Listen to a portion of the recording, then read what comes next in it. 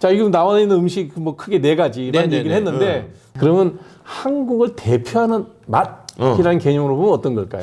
이 중에 한국을 대표하는 맛이라고 하면 네 개라는 게 너무 적긴 하거든요. 적긴 하지만 그 탕 종류, 회 종류, 김밥 종류, 면 종류. 저는 그래도 여기서는 1번 김밥. 밥 종류. 압도적으로. 한국을 대표하는 맛으로. 왜냐? 이유가 있어요. 왜 그래요? 한국을 대표하는 식재료를 저보고 한 3개 정도 꼽으라고 하면 식재료예요. 식재료. 한국에만 있는 고유. 식재료. 네. 그게 뭐 음식이 아니고 첫 번째가 쌀. 쌀은 그래도 꽤 저기 동남아시아나 미국, 캘리포니아, 이탈리아까지 스페인까지 지금 그 우리 공깃밥 1,000원이잖아요. 네. 외국 사람들한테 얘기하면 개사기입니다. 개사기. 왜요? 너무 싸서? 네. 개사기예요. 개사기. 그렇지. 그것만 먹어도 한 끼가 되는데. 이게 요즘은 조금 이제 어떻게 정리가 되는지 모르지만 한 10년 전, 한 15년 전쯤 하더라도 중국이 한국 쌀을 수출하라고 난리가 아니었어요. 맛있으니까 쌀이. 아니에요. 그러면 수출이 안 돼요. 왜요? 양곡법이라는 법에 묶여 있어갖고 한국 쌀이 수출이 안 됩니다. 그렇지. 우리는 우리가 먹어야지 남줄 쌀이 없지. 왜냐면 우리가 네. 이제 군시나 이런 것들 전시 체계 때문에 한국 쌀을 비축이 돼 있어야 돼. 네, 갖고 있어야 돼요. 네, 그래서 외국 수출을 차단해놨어요. 아. 쌀이 남아도. 자, 그런데 중국이 한국한테 수출을 하라 그러니까 우리가 뭐라고 답했겠어요? 너네 나 뚱국 쌀 좀 줘. 난 아무리 돈 줘도 너한테 팔 수가 없어. 우린 갖고 있어야 돼. 이거 참 이게 우리나라 정치인 비전문가. 예. 자, 우리 이제 농부들한테 물어보면 이런 거죠. 야, 중국이 우리 쌀을 사겠어? 비싼데? 그 비싼 걸? 응. 걔네 쌀 뭐 예를 들어 1,000원인데 우리는 뭐 3만 원인데? 그렇지, 30배 잠깐만. 차이 나는데? 그렇지. 이렇게 될 거 아니에요. 그러니까 경쟁력이 없다. 우린 너무 비싸니까. 왜냐면 그 당시 이제 중국 쌀 수출해가지고 막걸리 만들고 막 이런 거에 쌀을 지금 쓰는데 중국이 한국 쌀을 사갈 이유가 없지 않느냐. 사갈 이유가. 그렇잖아요. 핵심은. 상식적으로. 가격이 안 되니까. 그럼 당연히 물어봐. 야, 너희 그 우리 쌀 비싼데 사겠어? 중국한테 얘기했을 거 아니야. 사. 왜? 100만 원이라도 사. 왜? 100만 원이라도 사. 그 정도 맛있지는 않을 텐데. GMO예요. 난 GMO. 아. 유전자 조작이 없는 전 세계 유일한 쌀이에요. 우리는 그 우장춘 박사 때부터 만들어진 농업진흥청에서 쌀을 너무나 개량을 잘했기 때문에 잘 먹어가지고 네. 중국은 중국 쌀 난 GMO라고 해도 안 믿어요. 아. 그럼 여기에 저기 생각나는 게 있죠. 중국, 한국 있으면 옆에 노안 있죠? 일본이잖아요. 그럼 일본도 그래. 일본도 못 믿어요.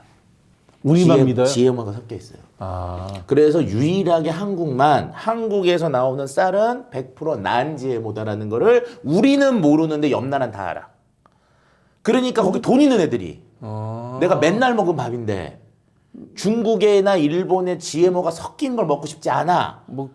내한테는 끈값이야. 예. 그러니까 나는 너희들 나라에 있는 거 100만 원을 주고라도 먹을게. 지금 왜 안 팔아요, 그러면? 이제 양국법이 풀려서 약간 나가는데 뭐냐? 자신감이 없죠. 왜요? 왜냐면 이거는 고가 마케팅을 해야 되는 거잖아요. 그렇지. 그러니까 그래서 내가 명품을 해야 되는데 이게 우리가 그냥 3만 원, 4만 원에 팔던 가락이 있으니까 우리는 그러니까 이게 항상 얘들은 1,000원인데 우리 3만 원이니까 우리 한 4만 원 받아볼까 이렇게 되는 거야. 30만 원을 받아야 되는구나. 그래서 다른 애들은 다 피하고 너희들 진짜 돈 있는 애들 건강 생각나면 먹어. 너네들 상위 0.001%만 먹을 자격을 내가 줄게. 그렇죠. 쌀. 프랑스나 저기 스위스 애들이 잘하는 수법이네. 그러니까 명품 햄 이런 거 있잖아요. 수제 햄이나 생햄 이런 거 그런 거 같은 마케팅을 해서 장기적으로 좀 봐줘야 되거든요. 그래서 여중에 압도적 1위는 김밥. 김밥. 그다음 두 번째 김. 이것도 명품이거든요. 전 세계에서 김 나오는 데가 어디 있겠어요. 우리나라 김은 종류도 많아. 다 맛이 달라. 종류가 다 필요 없고 그냥 김은 코리아예요. 이미 전 세계적으로 했고 우리가 잘못 알고 있는 게 세계의 온난화를 막아줄 수 있는 그 작물로 지금 김이 지금 그렇죠. 연구가 바다에서 저기 산소를 계속 다 만들어내니까. 만들어내고 그 광합성을 하니까. 왜냐면 육지에서는 이제 더 이상 뭐 땅이 없어. 땅도 없고 그다음에 소 키우고 돼지 키워야 되는데 바다는 자기네들이 봤을 때는 노는 땅인데. 그러니까 녹조를 계속 키우면 다 이산화탄소를 먹지. 그래서 세계적으로도 지금 뭐 유엔이나 이런 데에서 한국의 김 양식을 좀 세계적으로 퍼뜨려라. 근데 그게 어려운 게요. 파도 치고 그러면 안 돼. 이 몇 군데 지역밖에 안 자라요. 그러니까 이런 거죠. 그냥 우리 키워는 주는데 먹을 건 못 될 거다 니들은.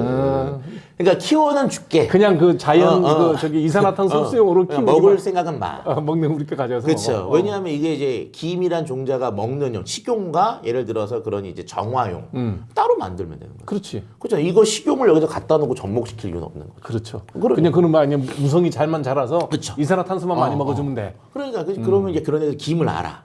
근데 이걸 먹는데 한국 가서 먹어봤더니 미쳐. 미쳐. 명품이지. 그럼 김값도 미치는 아니 줄 그러면 알았어. 잘 몰라서 물어보는데 우리는 또 이 김에다가 들기름이나 참기름 발라서 싹 한번 구워놓은 그 팩이 있잖아요. 그렇죠, 그렇죠. 그 서양 사람들도 좋아해요. 아, 제가 봤을 땐 그거는 아직은 못 갈 수도 있어요. 우리가 아직 그 서양 애들이. 그까지 그게 안 됐어. 이게. 그래서 그 전에 이제 거기다가 뭐 예를 시즈닝을 묻혀서 아하. 과자처럼 먹죠. 아. 우리 뭐 튀각 같은 거 있잖아요. 김부각. 김부각 같은 네. 그런 컨셉.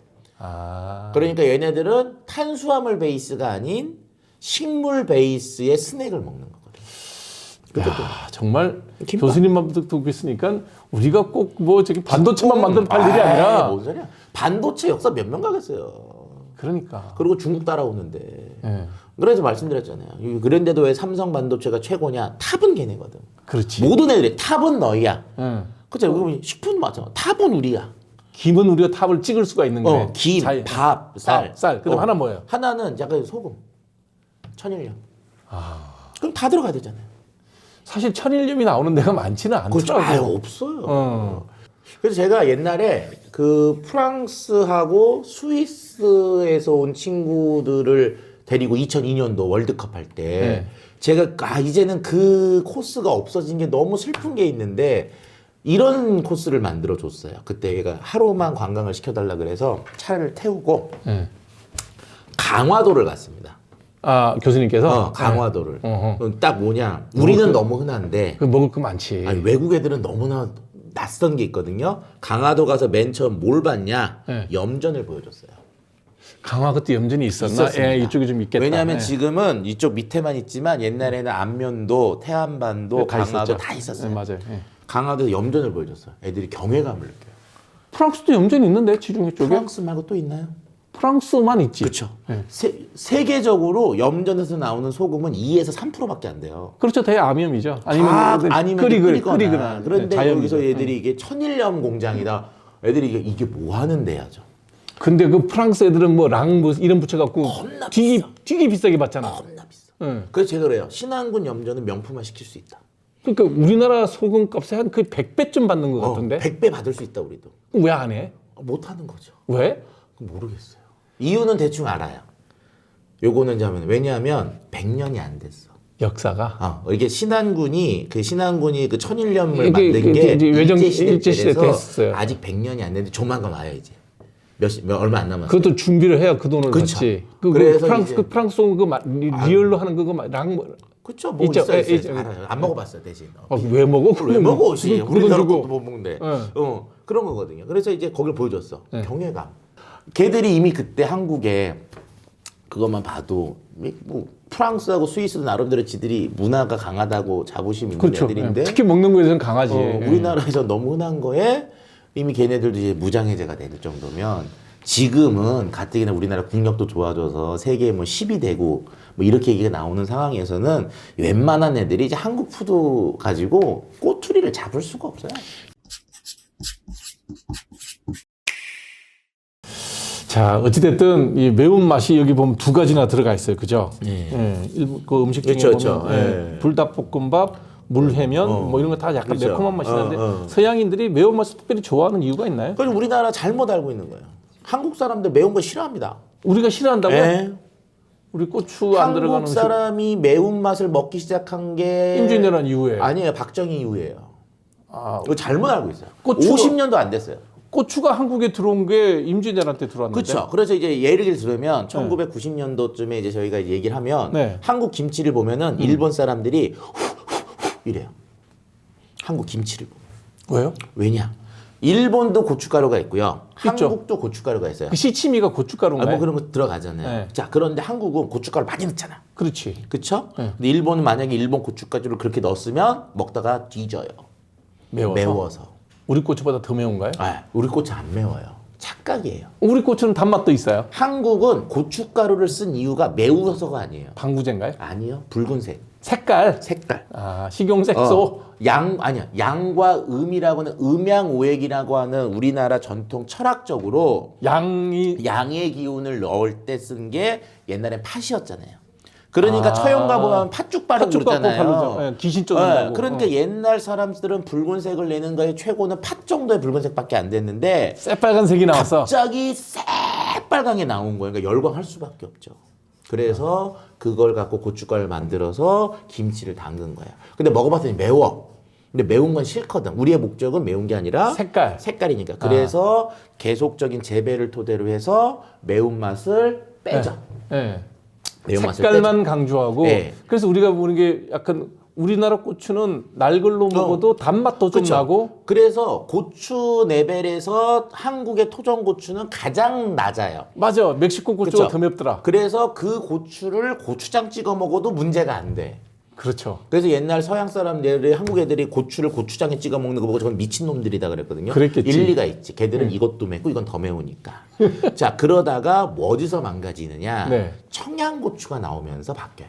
조금 매운맛이 나왔죠. 청양고추가 이제 나오면서 드디어 왜냐하면 이게 얘가 왜 박정희 때라는 얘기를 하냐면 그때 이제 산업 역군들 막 내면서 사람들이 스트레스를 받잖아요. 그치. 스트레스 받으면 매운 게 땡기잖아요. 그러면서 그때 낙지볶음 무교동 막 낙지 그런 거 매운 거 막 자극적인 거 이런 것들을 사람들이 찾기 시작한 거예요.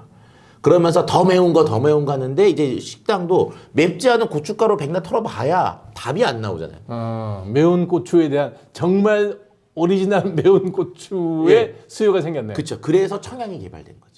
청양고추 개발. 그게 청양에서 만든 게 아니라 종자 이름이지. 아니 그 네. 지역 두 개 양양인가 뭐 그 두 군데 지역 이름을 땄다 그러던데. 그래서 그렇게 해서 그러면서 나오면서 이제 우리가 매운 고추를 드디어 먹기 시작을 한 거죠. 제대로 매운 맛은 청양고추가 나온 다음이고요. 다음이에요. 그래서 한국인들이 매운 것에 홀릭했다라는 말을 저 개인적으로 뭐 지금은 그럴 수 있으나 한국은 5,000년 동안 매운맛에 열광한 적이 별로 없어요. 그러니까 60년대 산업화 과정 중에서 산업화 스트레스를 과정, 풀기 스트레스 위한 풀기 위해서. 매운맛의 네. 수요가 있었다. 그래서 지금 보면 다시 이제 나이 먹은 사람들 보면 굳이 그렇게 매운맛에 집중하지 않으세요. 그렇죠. 그렇죠. 좀 심심하고 네, 뭐 슴슴한 이렇게 거 좋아하죠. 그렇게 가잖아요. 그러니까 네. 이제 그때만 딱 했던 거죠. 그래서 이제 아까 뭐 불닭볶음면 매운맛 이런 것들은 어떻게 보면은 그 일시적이고 굉장히 좁은 문화라고 저는 보는 거죠. 그리고 우리는 그렇게 이제 그거에 열광하지 않는다. 왜냐하면 그 시기는 이제 지났다고 보는 거죠. 그러면 서양 사회에서 우리의 매운맛에 대한 것을 이게 우리 고유의 맛이라기보다는 우리 산업 사회에 들어서고 난 다음에 일시적으로 유행하는 거다. 그렇죠. 그래서 저는 개인적으로 외국인들한테 매운맛을 좋아하는 게 한국의 스타일이라는 얘기는 좀 안 했으면 좋겠어요. 하긴 멕시코나 이런 쪽이 더 매운 것도 그렇죠. 있죠. 걔들이 막 그쪽 베트남 이런 데도. 그건 왜냐하면은 고추를 넣어야 안 상하거든요, 음식이. 그러니까 거기는 음식 안 상하게 하려고 강한 그 항균력이 있는 향신료를 때려 넣는데 그렇죠. 우리도 여름에는 쓰죠, 그런 것들을. 하지만 겨울이나 이럴 때는 날도 있고 추우니까 네. 냉장고를 이용하니 그런 걸 안 쓰기 때문에 한국 음식은 맵지 않다. 그래 하긴 그래.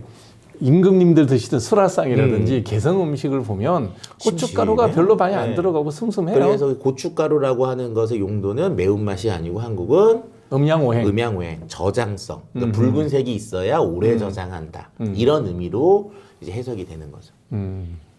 아까 말씀하실 때 제가 질문 드렸더니 세 가지 원재료 한국 쌀, 그다음에 한국의 그리고 김, 그다음 세 번째 소금. 천일염. 이게 이제 천일염 이 세 가지가 우리의 식품 재료로의 경쟁력이라 그러는데. 그거는 명품화 시킬 수 있어요.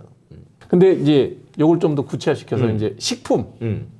이게 언급되지 않았다 하더라도 한국의 식품 중에 아까 김밥 빼고 식품으로서의 그 국제 경쟁력 아니면 산업화가 가능하고 글로벌라이제이션이 가능한 식품 딱 떠오르는 거 하나만 추천하시라면. 일단 뭐 김밥은 아까 말씀드렸으니까 그러니까 빼고요. 저는 탕에 대한 개념이 되게 강하거든요. 탕. 그렇죠. 이게 잘 될 것 같은데 그게 그렇게까지 뭐 글로벌이 이렇게 뭐 유행한다는 얘기 못 들어봤어요. 못 들었죠. 이유는 있어요. 우리의 탕 문화의 물성을 서양 애들이 익숙하지도 않아요. 스프와 개념이 비슷하지 않나요? 수프가 더 쫄잖아요.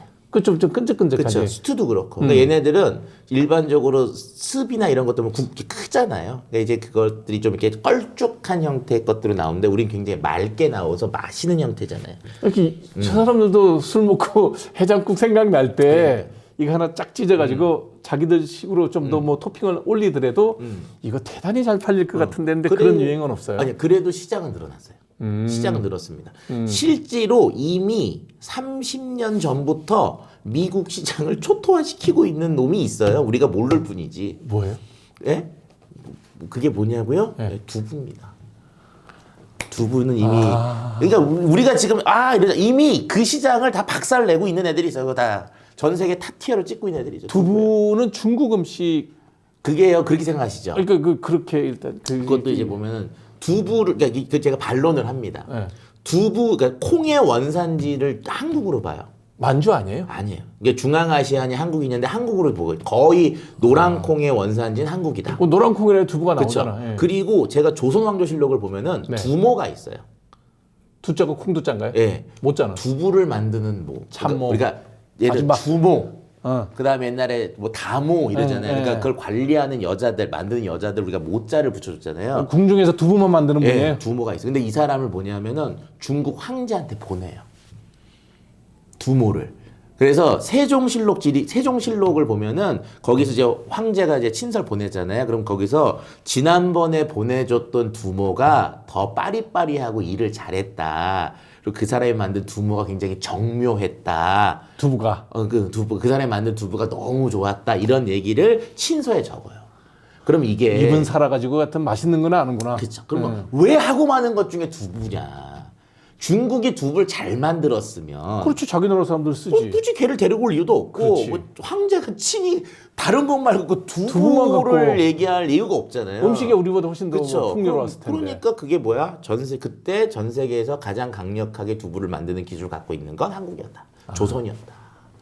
네, 여러분들께 우리 차 교수님 모시고 정말 음식에 대한 그 재미있는 얘기를 많이 전달해 드렸는데 저도 공부 굉장히 많이 했고요. 여러분들도 아마 굉장히 새로운 그 음식에 대한 정보를 접했으리라고 생각합니다. 오늘 원래 준비된 강의 시간에 10분의 1을 했습니다. 앞으로 시간을 되는 대로 모셔서 우리나라 음식에 대한 뒷이야기, 그 다음에 우리나라 음식에 대한 미래 비전에 대한 얘기, 그리고 젊은 자녀를 키우는 부모님들이라면 우리 아이의 직업 중에 요리사란 직업이 글로벌리 세상을 바꿀 수 있는 하나의 직업이 될 수 있다는 생각들을 갖고 좀 더 우리 요리에 대해서, 우리 식재료에 대해서, 우리 음식에 대해서 연구하고 공부하는 그런 작은 동기가 되는 시간이 되었으면 하는 바람입니다. 교수님 시간 되는 대로 빠른 시간 안에 다시 모셔서 또 말씀 나누도록 하겠습니다. 함께 해주셔서 고맙습니다. 네, 감사합니다.